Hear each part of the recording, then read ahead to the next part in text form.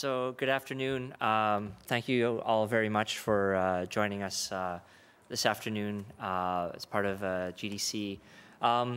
So what we'd like to present today to all of you is what we're calling Project Skyline. Project Skyline is a project that we've been working on at Autodesk for a couple of years now. It's a very exciting new type of workflow for animation that connects classical keyframe animation, behavior authoring, and runtime all together. We'll talk a little bit more about it as we go through the show. And we also have a partner who's working with Skyline here, Alex Pechev from Ikinema, who will also talk a little bit about how he's working with Skyline and how Ikinema is leveraging it. So I'll just quickly go through some introductions. So myself, I'm Matt Mazerol. I work at Autodesk, but I'm actually a game developer who's hiding inside of Autodesk, building tools to help game developers make better games. I've been in the game industry for about, 16 years. And my last title was actually Assassin's Creed. The first Assassin's Creed, I was the lead engineer on that.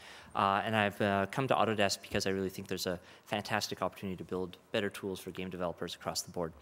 I have with me Stephen Rosell, who's application engineer with us, and he is the maestro of Skyline, and he's going to take you through a tour of actually using Skyline to build some gameplay, which will be pretty cool.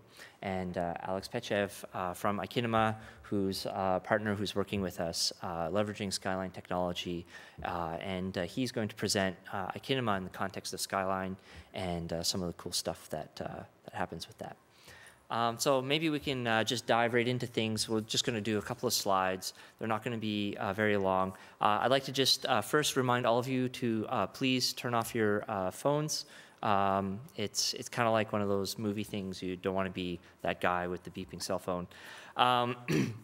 Also, we're going to reserve some time for a Q&A at the end of the session. So please, prepare your questions as we go through. Please be sure to fill out your feedback forms at the end of the session. That's very valuable feedback for us. I actually look at those things, believe it or not. So, cool. All right, here we go. Well, we're going to start it off with something really fascinating, which is a whole pile of legal language. We do this to basically say what we're presenting to you today. This is not a standing product. This is not something, you should go back and say, we're going to make purchasing decisions based on what you saw today. This is really something, we're presenting to you in the spirit of, showing you what we're working on. So please, do not affect your purchasing decisions with what you see today. So moving on. So I want to talk a little bit about what motivated us to build something like Project Skyline. So several years ago, Autodesk formulated a kind of a philosophy about sort of how game pipelines were constructed and where Autodesk and a lot of content creation tools stood in the pipeline.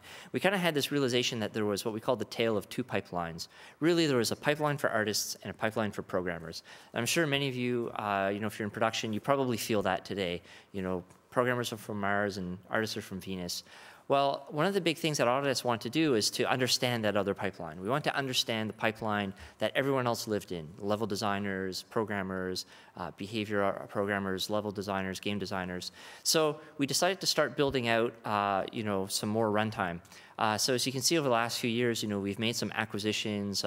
We've acquired some middleware companies. I'm sure you guys have seen all the Scaleform stuff, the Gameware branding.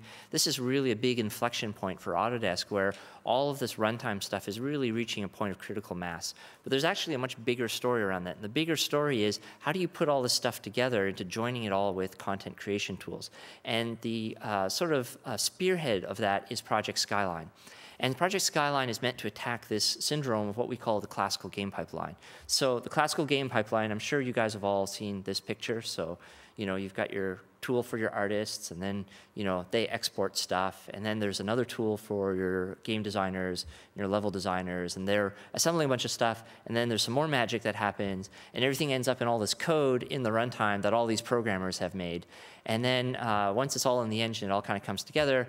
And this is the point where basically everyone tries to figure out, why is it not working? There's that sort of great big thud at the end, and then you end up kind of looking like this guy here. So, let's just have a quick show of hands. How many people have this, this linear pipeline, or have felt it or experienced it at some point in their life? Yeah, okay. So this is very, this is a very kind of a classically structured pipeline. It's okay because you can move data through this pipeline very quick. Programmers can intervene and put breakpoints and stuff like that. But the big problem is what happens next is when people have to go back to the beginning. So there's problems with this pipeline. We can just go down the list really quick, but the biggest problem here is there's no connection between the runtime data and the authoring data. By the time your tree in Maya has ended up in the game runtime as some vertex buffer with some address, all the connections have been lost, and nobody really knows where to point the finger of blame anymore. If we were still making games this way today, there wouldn't be this many great games. So, more modern pipelines have emerged. And I'm sure this probably resonates with you guys, too. We actually call this the martini glass of deliciousness. So it looks like a martini glass. But it's actually just kind of a simple, four-square diagram of a modern pipeline. The basic idea is you get all your content into an asset database as quickly as possible, where everything can be identified, everything has an ID, everything can have a version number, and everything can have multiple representations. And what this allows is your game editor and your game runtime to have multiple representations of the same asset, and they can agree on the identity of that asset. And then things get really cool when those things start talking to each other directly. So when the level editor says, move tree 0x58b, and the game runtime knows exactly what that means and is able to move that tree right there in your game while it's running, you get some pretty cool iteration time. We call this kind of the wormhole of iteration. It's where iteration time becomes 0. There's no export, there's no file, it's what we call live link. So this is kind of like the ideal, but of course there's some issues with this, namely that the content creation tools are kind of cut out of the pipeline. Maybe just advance one more slide. Yes, the martini glass of deliciousness. They're very refreshing, and they make good pipelines. So the good thing about these pipelines, obviously, is you have this live link. One of the most important aspects is you get backflow of information. Your game engine is now talking to you, right? You're not just throwing stuff into your game engine, exporting it. Your game engine is actually sending telemetry back to your level editor, and your level editor is actually intimately connected to your game engine. This resolves the, authoring representation and runtime representation. You also get collaboration because you can identify everything and you can identify the relationships between things. It becomes really easy to break things into groups that different groups of people can work on. So you can go and find all the trees for level 5 and someone can work on those and not have to worry about stomping all over the work of the guy working on the trees for level 3, for example. There's a few weaknesses. The biggest weakness is the poor artists. They're cut out of this loop, They're possibly in Photoshop or Maya or whatever, and they're just toiling away on their, their Maya file or their Photoshop texture, and they're not necessarily seeing the results in game directly like the folks in the level editor are. Also, if you're building this pipeline, you have to build it. It's expensive. You can buy a lot of commercial engines that actually do this. Some of them do a really great job. Unreal does a really fantastic job. CryEngine does a great job. Unity does a fantastic job. We start seeing these live authoring workflows in these modern game engines as being a cornerstone of what makes them really great. But if you're building this yourself, it can be pretty expensive. And fundamentally, you don't want to build it because it doesn't have anything to do with making a good game. You just want to make a good game. You don't want to make plumbing. So we say leave the plumbing to Autodesk, and this is why we're building Project Skyline. So Project Skyline, it's a forward-looking technology for authoring animations, assembling them into gameplay with state machines, blend trees, game logic, and you can inspect and debug the results by giving artists, TDs, and programmers a window into your game runtime, and all of this happens live in your engine while it's running. So we can kind of show you what that martini glass looks like with Skyline in the picture, and the idea is that by building all this plumbing, we're using animation as one example, but you can imagine other stuff being plugged in. What's really neat is we are already working with, companies like Akinema is really great because they're actually already leveraging a lot of the plumbing that we're trying to build between the authoring tool and the runtime. It allows, really, really awesome runtimes like like Akinema, to be able to plug in and leverage all this stuff and really show off their strengths while leaving all of the authoring and all of the UI and all of the communication stuff to us. So Project Skyline has two components, an animation runtime and an authoring component, and Stephen will be walking through a demo of what that actually looks like. So before I get into it too much, how many of you have seen Skyline before? I think we showed it at GDC, and there's one. Okay, great. So maybe a couple of you have seen this before. So I'll just cover really briefly, what's new and exciting. And actually, these are some of the most exciting features anyway. Really improved UI, fantastic workflow. Blend-aware state machines. State machines are great, but you don't want to just flip from one animation to another. You want to have nice blends between states. Bone masks, being able to run multiple state machines on a character that are composited together. We pre-integrate human IK. Obviously, Alex is going to talk about Akinema as well. They're both fantastic solutions that can extend Skyline to really have fantastic IK and procedural animation, which is really important.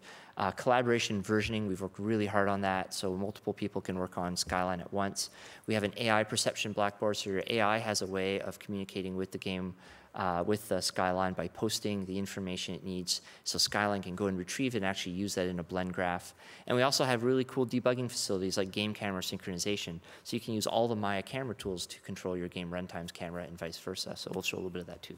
So without further ado, we'll jump right into it and have Stephen show off all the awesomeness. All right, so I'm going to kind of dive in here and kind of show you what Skyline is all about. First, before I talk about Skyline, I'm just going to do a quick introduction of the game that we're using to basically show some of the animation that we're working with. So here I have a character that basically is essentially, the animation is authored with Skyline, but we're actually using this game as kind of a test bed for a variety of our Gameware tools. So, for instance, we're using it for Beast, and we're using it for Scaleform, for UI creation or heads-up displays and whatnot. But it's also a kind of a test bed for Skyline. So, obviously, I have different animations in here. I can trigger jumps, I can trigger a crouch motion, and then I can go into different animations from there, walking and jogging and so on. I have also a fire animation in here where I can fire my weapon. So let's move back and we'll talk about how this actually kind of ties in with Skyline. So Skyline actually is built on top of Maya. So what it actually does is it kind of bridges the gap between Maya and the running game. So what you'll see here is actually my Skyline project. So for those of you that are familiar with Maya, this is kind of like the outliner. It's not the outliner, but it's kind of similar. It's basically kind of access to all of the assets that you would be working with in the game. And each one of these basically is associated with Maya files. So we've got a few different things in here. We have our skeleton definition, which basically is a file that kind of defines the skeletal structure of our character. And then we've got clip groups, which contain animation that are then basically associated with that character. And then we have things like behaviors, which are essentially the state machines and node graphs or animation trees that are determining the gameplay. So what you see over here on the left-hand side is Maya. So this is just regular Maya. If I open up this other interface, this is actually the game watch. This is essentially Skyline. So what you'll see is it's actually a separate window that just kind of resides on top of Maya. So this is the bridge between Maya and the game. So right now I'm just seeing kind of an empty game watch, but with the game running, I can actually connect to the game and essentially discover the assets in the game and kind of agree upon what those assets are, and then load those assets into Maya through my project over here. So we're going to give that a second to connect. I want to point out one thing is that this game could be running in a number of different places. So this could be running locally, or this could be running on a remote machine, or this could be running on a PS3 or an Xbox 360. It just happens to be local on this machine. And I also should point out that the game itself is built on top of Unreal. So we'll talk a little bit more about Unreal integration later, but just wanted to point that out kind of in advance. So what you'll notice right away is that as soon as I start navigating, or rather moving my character around within my scene, you'll notice that that's now showing up in Maya in a regular Maya viewport. So what I have here is a live Maya viewport with meshes, skeletons, and obviously shading and texturing on those meshes. So I'm going to go in here and actually just simplify this. You can see the skeleton's actually in here. I can actually go in and select it just like a regular skeleton. For display purposes, I'm actually just going to go in and hide that and just show the mesh. And now what you'll see is that as I begin to work with my character in the game, it is actually updating in the Maya viewport. At least it's supposed to be. For some reason, it's actually getting a little bit of a lag. I don't know if it's because of the projector or what, but there we go. Now you can actually start to see it. So you can see I've got a live connection now between the game and Maya.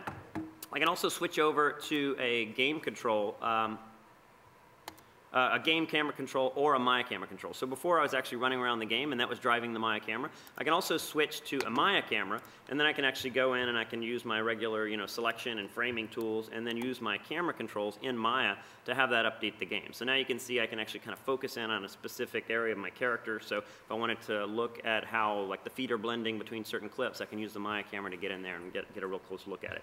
Now another thing you'll notice, I'm going to pull back here, is the time trace. The time trace is actually a graphical view of what I have actually running in the game. So let me switch back over to my game camera, and we'll pull into the time trace and start running around. And what you'll see that is, as I run around, you'll notice that different clips actually will show up in the time trace. So this is a graphical representation of what I'm doing. So when I hit the A button and I trigger a jump, then I'm actually going to see the jump clip show up. I think I'm up against the wall there. Yeah, I am.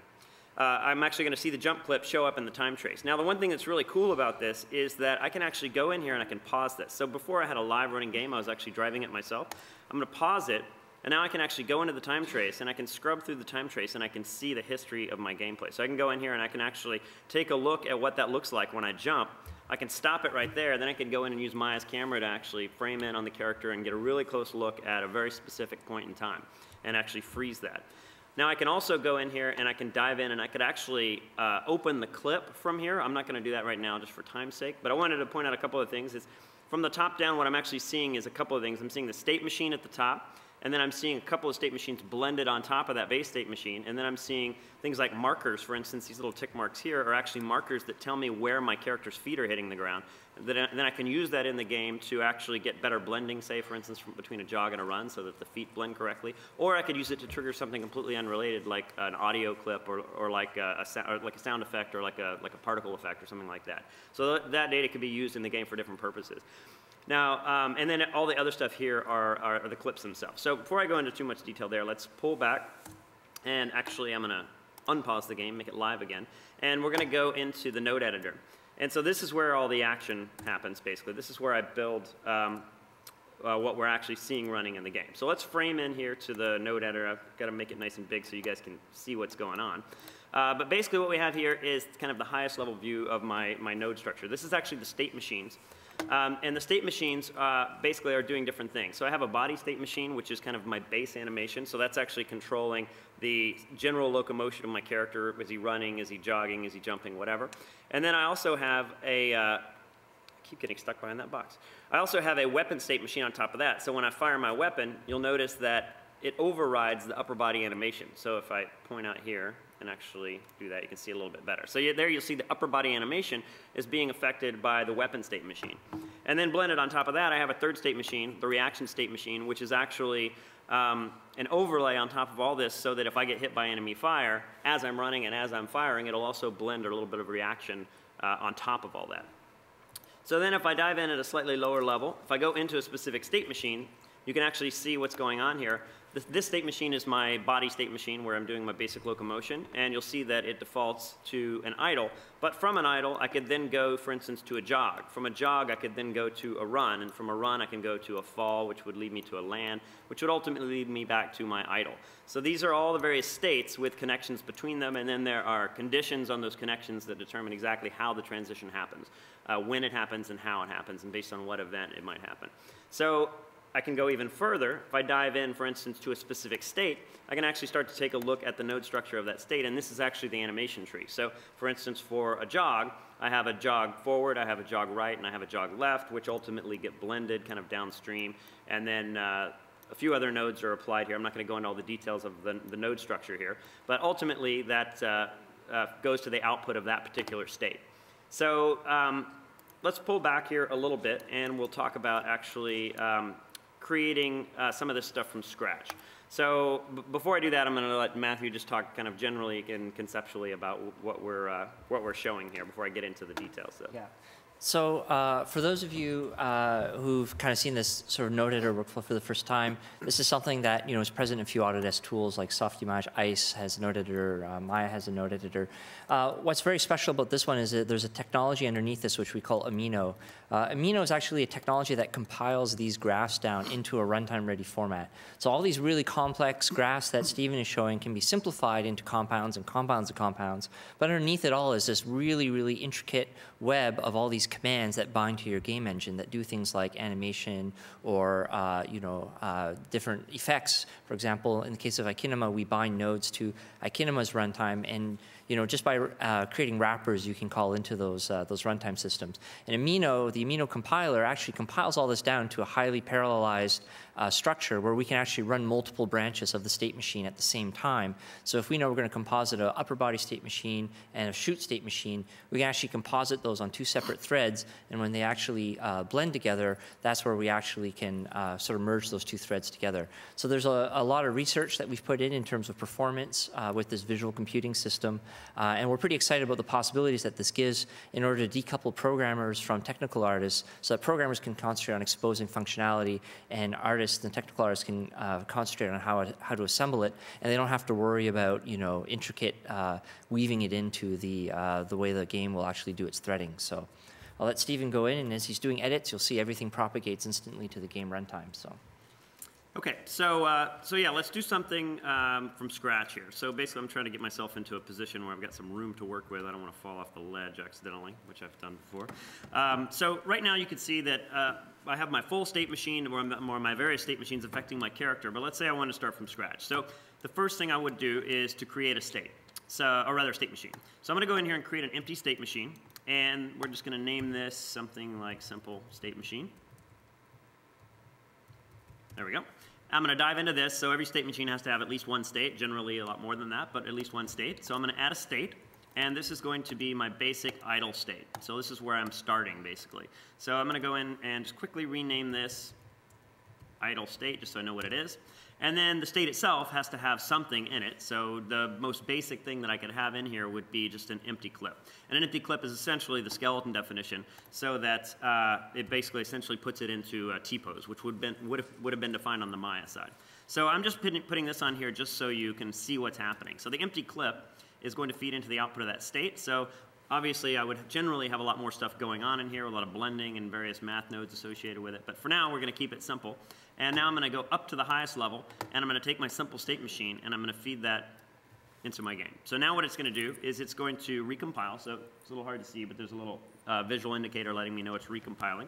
And then once that updates, I'll actually see the result of that new state on my character. So there it is. Now, back in the game, you'll notice that my character is suddenly in this T-pose. So now I've completely lost control. I can't actually move my character. I can still trigger the camera and things like that. The camera is being affected, but the character is not. So let's pull back, and I'm actually going to delete all this more kind of complex stuff, and we'll start from scratch at kind of a lower level here. So now I have my state machine with a single state, and then within that state, I've got a raw empty clip that doesn't do anything.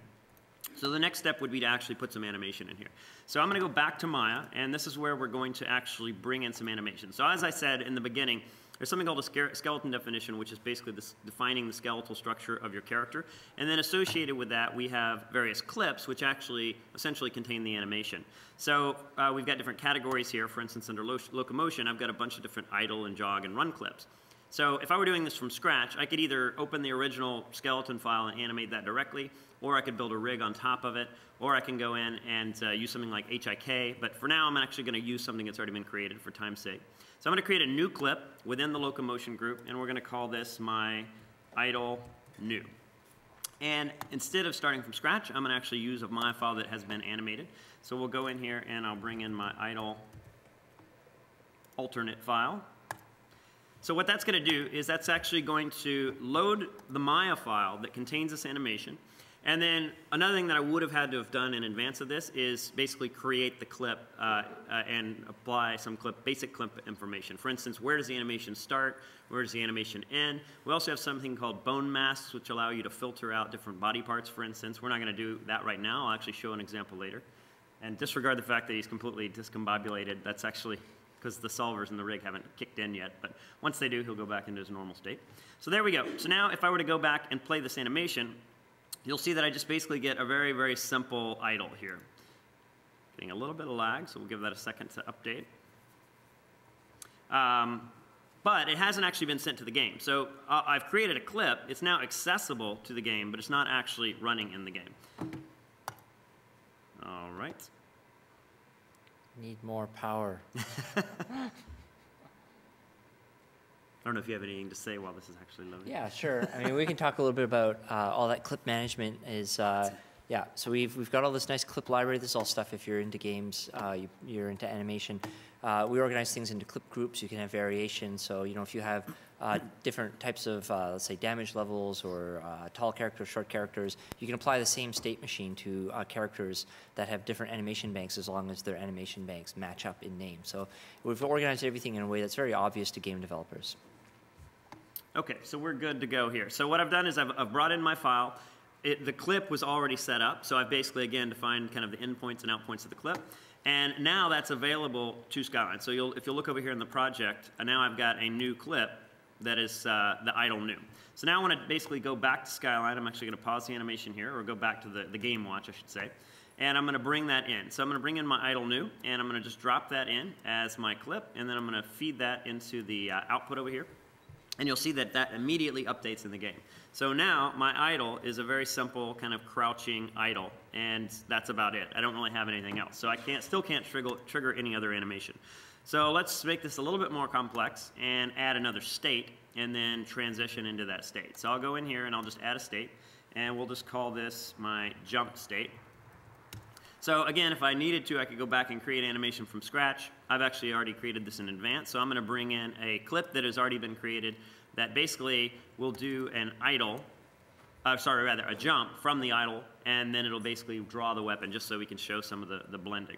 So I'll feed that into the output of that state, and I'll go back up a level above that. And now, in order to actually see that, one thing I can do is I can make that my initial state. So right now the idle state's the initial state, but if I come in here and set the jump state to the initial state, that will immediately feed the jump clip to my character. Now you'll see my character is jumping in a loop in the game. So I haven't actually done any transitioning. All I've done is I've just enabled that clip, basically.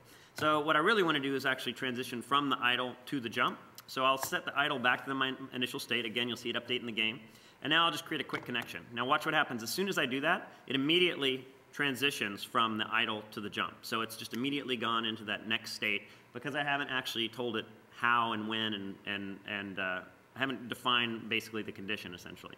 So instead of happening immediately, I want this to happen based on either an event in the game or an event from the gamepad. For instance, right now I want to basically trigger the jump by hitting a button on my gamepad. So what I'm going to do is just double click on the condition itself, and I'm going to, or rather the connection itself, and I'm going to create an AI event, or rather define an AI event. So this AI event would have been created for me by a programmer or a technical artist. So I have an event that is called do jump, and that is associated with the A button on my gamepad. So now, when I hit enter, it automatically updates, so it's gone back to its initial state, which is the idle, and as soon as I hit the A button, it'll transition, or rather it'll actually just switch into that new state, which is the jump state.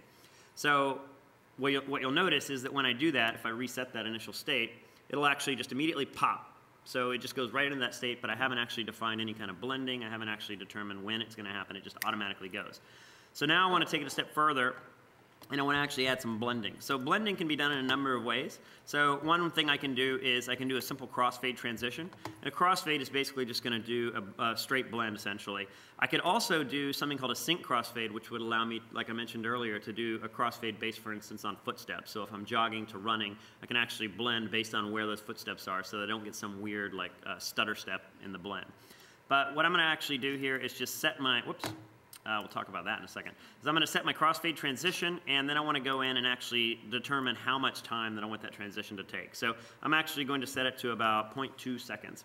So now what you'll see is that initially he's idling. As soon as I hit the A button, now he transitions into the jump, and you'll see the blend actually happens. I'll show that one more time just so you can actually see it. So he's in his idle state. I hit the A button, and he transitions into the jump. So I would obviously connect back to the idle state. For time's sake, I'm actually going to move on. But before I leave this part of the demonstration, one thing I want to point out is, and it's kind of the most powerful concept about all this, is that I can actually go back to that Maya file and I can make changes. So if I go back to the Maya file, which is still loaded, or I could reload it if it wasn't there, I can actually come in here now and I can start to make some changes. Let me quickly switch back to my initial state so you can actually see this. So I'm going to set my initial state back to the idle. And one thing you'll notice is that when I do my blend, notice where his hips are. His hips are kind of low down to the ground. He's almost crouching. And then when I transition, he kind of goes up into this like higher point of where his center of gravity is higher. So I actually want to have that blend happen a little more seamlessly using a higher point of the hips for the initial state. So let's reset the initial state. I'll go back to Maya, and I'll just make a couple of changes. So the rig here is actually completely independent of Skyline. So the rig is actually just a custom rig. As I mentioned in the beginning, this could be an HIK rig, or this could be just straight skeleton animation. It could be mocap animation, for instance. But what I actually have here is a rig on top of the skeleton. So I can use any of Maya's animation tools to animate this, and it ultimately gets baked down to the joint level. So I'm going to take the hip controller and I'm going to grab the hand controllers. Now I could actually go in and edit the original keyframes. I'm not going to take the time to do that. I'm going to do something a little simpler, which is just add an animation layer to create an offset. So I'll go in here and create an animation layer. And now what I want to do is basically just offset this guy so that he's actually a little bit higher off the ground. So I'll just kind of pull him up there, something like that. Now, you can technically set this up to be an auto bake. You'll see this little bar on the lower right. Actually, you guys don't see that, do you? I just realized that you're not seeing part of my UI. So you see the little bar there on the lower left? That's actually a visual indicator to let me know when it's actually processing or when it's actually baking. So I could set this to auto bake so that anytime I set a keyframe, it would automatically bake. I'm not going to do that right now. I'm just going to do a manual bake. And what that will do is it will take all that animation from the rig, it will put it down to the joints, put it onto the joints, and then it will send that to the game. So it's processing, and pretty quickly, if you watch the game, it'll update with the new hip location. It's supposed to, anyway. I'm getting some weird lag here, unfortunately. That's the beauty of a live demo. You never know. Oh, I didn't set the keyframe. No wonder. Okay, so what I did is I actually processed the same exact animation, which doesn't do me any good. So I need to go in and offset that, set the keyframe. So I've actually created a keyframe, and then I'll go in and I'll reprocess that. So one thing to notice here, which is really powerful, what we've just done, and it might just be coming through, is we've actually gone and changed. We've realized after the construction of the state machine that we actually needed to restylize this animation to make it suit the kind of the mechanics of the gameplay. You know, when you're doing mechanics and aesthetics in game production, often those things don't quite connect. What we've just done here is we've seamlessly transitioned from mechanics to aesthetics, and we've been able to go back to Maya to edit the aesthetics so that they match the desired mechanics of the gameplay. That's a really powerful concept, and if you really take that to its extreme, it really opens up a lot of doors. So I'm actually going to do a quick restart here because it's a noticeable lag.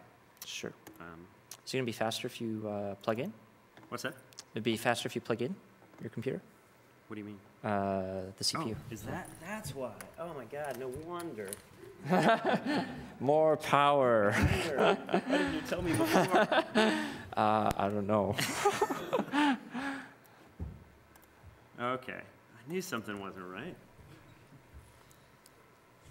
Okay, so we're going to go in and do a couple other things here. I'm going to do a quick time check. It looks like we've got about we'll take 10 an minutes. 5 minutes. We'll cut into the.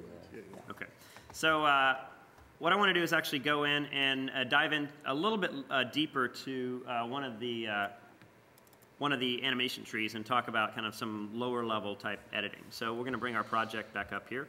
Just take a few seconds to load.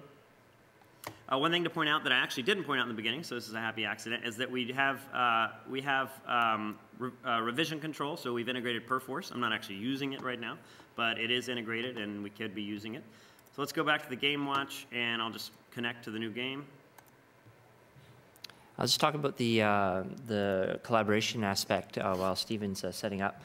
So we actually are vetting Skyline at some very early stages and with people in production. So what's really cool is large groups of people work on animation. That's just the reality. And we've set Skyline up so that there's revision control built in. There's a notion of versioning, and everything that Skyline works on is versioned, is collaborative. You can put your own backend, whether it's Perforce or SVN or whatever it is. So this idea that this is a collaboration-ready tool for game production is actually something that's pretty exciting, and it's something that really extends Maya's and Autodesk's workflow well beyond the sort of traditional area of one artist, one tool. So this is kind of an exciting area for us to be getting into. Okay, so I'm kind of just getting back to where I was. So what I've done is I've skipped ahead just a little bit here from where I was. I actually have reloaded the entire state machine, but I've only hooked up the body state machine. So you'll notice I can run around and I can trigger my runs and jumps and all that. But if I fire my weapon, notice that the weapon state machine is not working right now because I haven't actually hooked it up. So before I actually get into that, I want to show just really quickly some of kind of the lower level stuff that we can do here. So as I mentioned before, if I dive into any one of these states, each state is made up of an animation tree basically.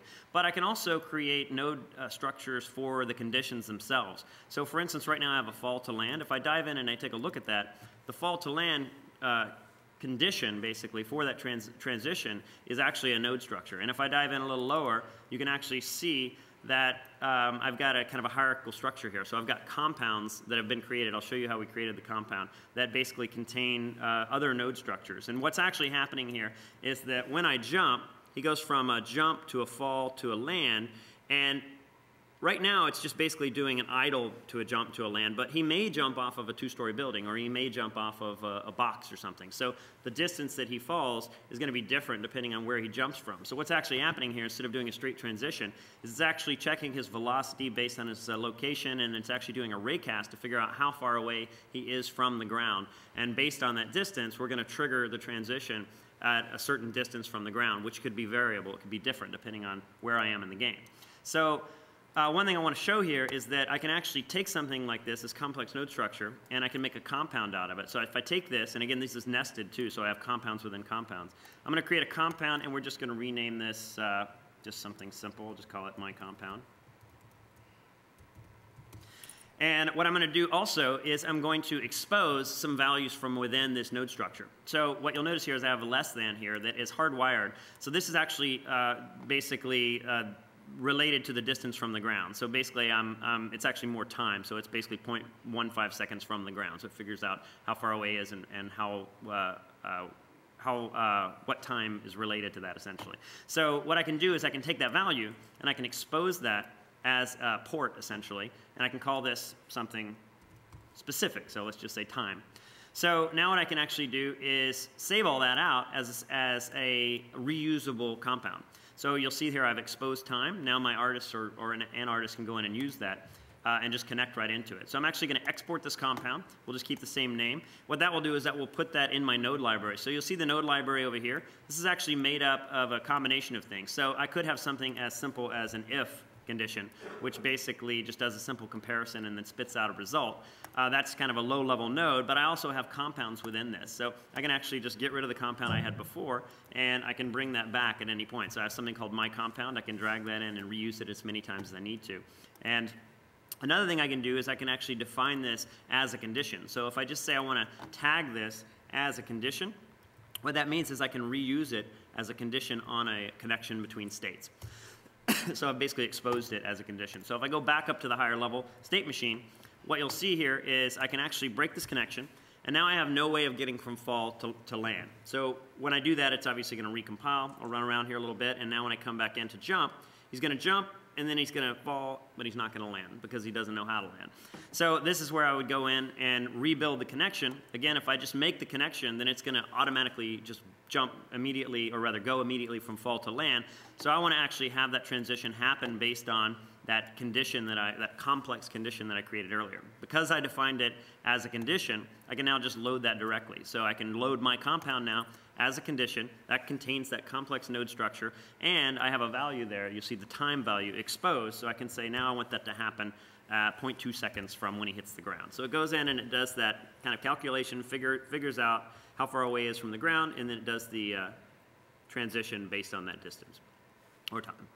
So So the next thing I want to talk about is actually how to kind of combine these state machines together and actually use multiple state machines. Do you want to say anything about that? Or? Yeah, sure. So what's really neat in Skyline is the way we sort of have a unified view of, what a blend tree versus, thank you, what a blend tree versus state machine is. You can move seamlessly from blend trees to states and states to blend trees. And the idea really is that you'll have many, many state machines running at the same time on your character. You'll have something maybe managing the face and then something else managing the upper body or the lower body or multiple weapons. And the really cool thing that Skyline allows you to do is to basically sculpt the complexity of each one of those state machines independently and make them reusable. So you can make a really basic system to prototype stuff out, and then you can go in and make it more and more and more complex. You can reuse these things, and you can layer and composite them in a very natural way. And you don't really need to go in and write a whole bunch of code and stop your game. And you can do this all very organically, and it's a very organic workflow. So Steven's going to actually show how we combine, the upper body and the weapon state machine to basically composite them together. Okay, so what I've done is I brought in the weapon state machine. Again, if I fire my weapon, just to reiterate, you'll notice that it does indeed fire, but my body doesn't react, or my upper body doesn't react. So what I'm going to do is actually bring in a simple layer blend, which is actually a compound in itself. So if I bring in my layer blend, this is just like blending like 2D, when you're compositing or whatever. It's similar to my animation layers. But basically, this is a complex node structure in itself, which is also made up of other complex node structures. But for me, as an artist, all I care about is that I have 2 animation inputs and a blend value, or rather a blend method. So what I'm going to do is actually expose those ports, and I'm going to feed the body state machine into the base layer, and I'm going to feed the weapon state machine into the layer above that. And then I'm going to take that output of the layer blend, and I'm going to feed that into my game, essentially. So one thing to point out is that this is actually an override. So I have a couple of options here. I can do an additive or a subtractive as well. But for an additive example, I would basically kind of composite animation on top of an existing animation. For an override, I'm actually going to be overriding the animation with something completely new. So when I fire, for instance, now the body is going to override the animation, whether it's a run or whether it's a crouch or whether it's a walk or whatever. So I think for time's sake, I'm going to have to skip the demo of the bone masking. Yeah, I can talk about it. So one thing I can point out here is that you'll notice that when he shoots forward, only the upper body is affected. When he shoots to the left, however, the upper body and the lower body are affected. Now, I'll just kind of loosely talk about what's happening here. So we have this concept of bone masking where you can actually go in and filter essentially what body parts are getting affected by for instance, an override. And that can be done with a node as well, or it could be predefined on the clip itself. So what's happened here is I have not defined the bone mask, so it's actually overriding the entire clip, as opposed to only overriding the upper body. And that's just a simple switch. I just go back to the original Maya file, and on the clip, I just say, I only want this to affect the upper body, and that immediately updates in the game with that appropriate mask. But again, for time's sake, I'm not actually going to show that because I don't want to eat too much into the rest of the time. The last thing I really want to show here is the HIK integration. So the HIK integration, HIK is not dependent on Skyline, nor is Skyline dependent on HIK, but we do have full HIK integration here, which allows us to do things like corrective animation. So for instance, if I go into first-person point of view here, you can really see this. As I fire my weapon, notice how the FK animation kicks in, his arm goes up, but it doesn't actually point at the target. So I'm not actually aiming correctly at the target. You can also see it if I go into this kind of mode here where I'm shooting down at the ground. Notice how the target is a little bit offset. So the FK is working, but it's not actually working the way I need it to. So what I can do is I can grab something called an HIK correction, which is actually a compound itself. Pardon me. Right there. And if this has the appropriate inputs and outputs, I can actually drag it right onto an existing connection, and it'll just splice it right into that. So now what it's going to do is it's going to take the output of my weapon state machine, which is comped over my body state machine, and then it's going to do a correction based on a target in the game. So if I go into my quickfire here, you can see it's actually doing a get data, which is essentially getting the target location from the game, and then the HIK is then correcting the FK animation. So if we go back to the game, you can actually see that now when I aim up, his arm is actually going to point up. So it's not actually just using FK at this point. So same thing if I go kind of down here and point. Now he's actually pointing directly at the target. So It's looking like we don't want to eat too much into this time, so maybe we should. Do you want to talk about show the Unreal movie real quick? Or? No, I think we'll switch to showing off Akinima. Actually, it's a really good segue. Actually, talking a little bit about the procedural aspects that Skyline opens up, and one of the people we've been working with in order to bring more extensibility into Skyline, because we really want Skyline to be an extensible system. Game developers have a whole bunch of systems of their own that they want exposed to Skyline. There's excellent third-party runtimes such as Akinima that also bring excellent functionality. So I'll let Alex talk a little bit about Akinima and what it brings to the table and how it leverages Skyline. Akinima is a full-body IK system that's just really, really flexible. HIK is a good starting point, but Akinima really takes things to the next level, and we're really happy to have him working with Skyline because it really shows off the mutual strengths of both systems. So I'll turn it over to Alex, and he can give you guys the rundown. So feel free to take the time you need. Thanks a lot, Matt. Good afternoon to everyone. Thanks, Matt. My name is Alexander Peshev, and I'm with Akinima. And recently we started working with Autodesk and specifically the Skyline guys on bringing our technology into this project. I will start with a couple of opening statements. I mean, we started sort of 3-4 years ago, but from the very beginning we recognized that animation sort of has seen less attention in recent years in comparison to other technologies, for example, physics, rendering, game engines in general. And some of the approaches that are used currently in games haven't changed really for decades, skeletal-based animation or AFK animation. Larger studios have spent a considerable effort in developing their own know-how solutions, but these solutions, unfortunately, are not portable to other projects in most cases. And when you start one project, you start from scratch pretty much. Now, in terms of what we do, we try to improve the animation in games. And how do we do that? By customizing the asset in runtime. Generally, really what you end up is with developing less animation assets and generating more assets in runtime procedurally. In addition to saving sort of on memory or other resources, it also allows you to sort of unlock your animation asset at any point of the design. And traditionally, if you think about this classical pipeline that Matt presented, this feedback from the runtime side going back to your animation assets is really time-consuming and difficult. But bringing tools like what Project Skyline is offering and auto integration tools like ours allows you to actually, at a very later stage, to fine-tune and adjust your look and feel of what you want to get as an artist and as a designer. Our technology is being ported from iOS, Android to high-end game consoles. But when we started, we actually realized that we have a problem. And the problem is that we are not an animation engine as such. We are a component of an animation engine. We never had the ambition to build an animation engine. We wanted to specialize in what we do best, and this is our full body solver. And it was very difficult to find a unique way to actually provide this to our clients. So every integration of Akinima is sort of unique, and it varies from one project to another. And when we realized that Autodesk is starting on this project, and when this project was introduced to us, for us it was very exciting to actually find a way to provide our technology in a standard, if you wish, way, or in a unified framework. So we have now technology as a plugin to Autodesk Maya. In the very same fashion, we see how we now plug our runtime technology as a part of Project Skyline.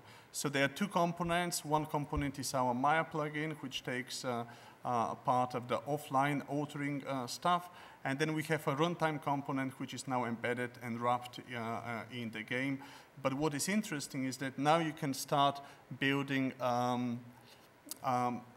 assets or building animation logic very quickly by just pulling a couple of wires in your behavioral graph.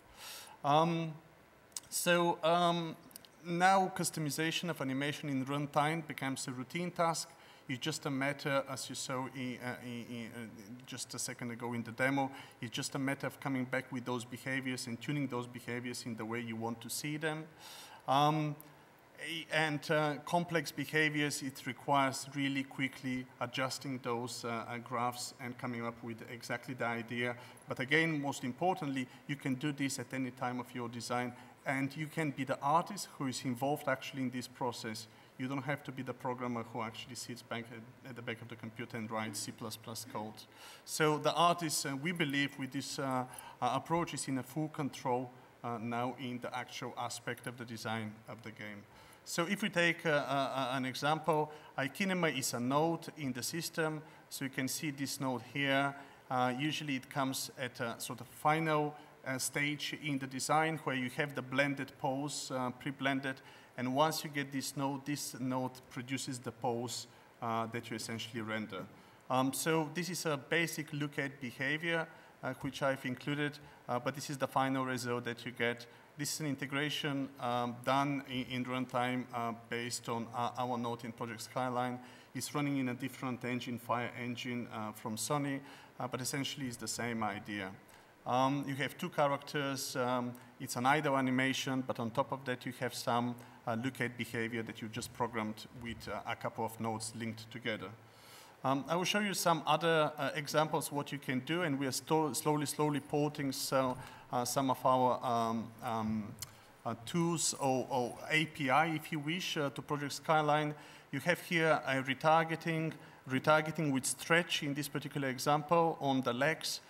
Then you have physics driving some part of the bodies, and then also some objects which are attached to the body. But on top of that, you have a look at behavior, which is sort of linked to a specific object, and you follow this object.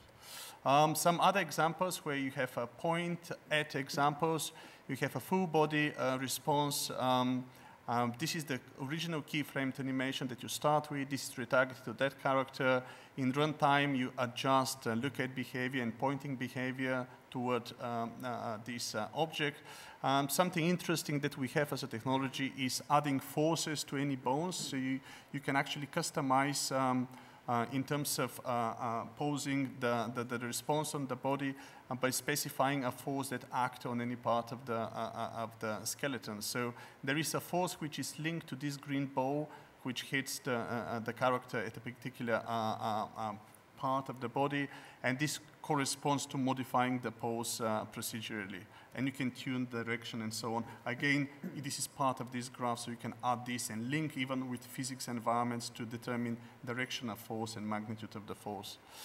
Some other examples with linking with physics. So you have a rigid body which is sort of hanging on this side. This motion is retargeted to that character. On top of that, you specify some additional constraints, bending the knees, look at behavior, moving the hips, and so on.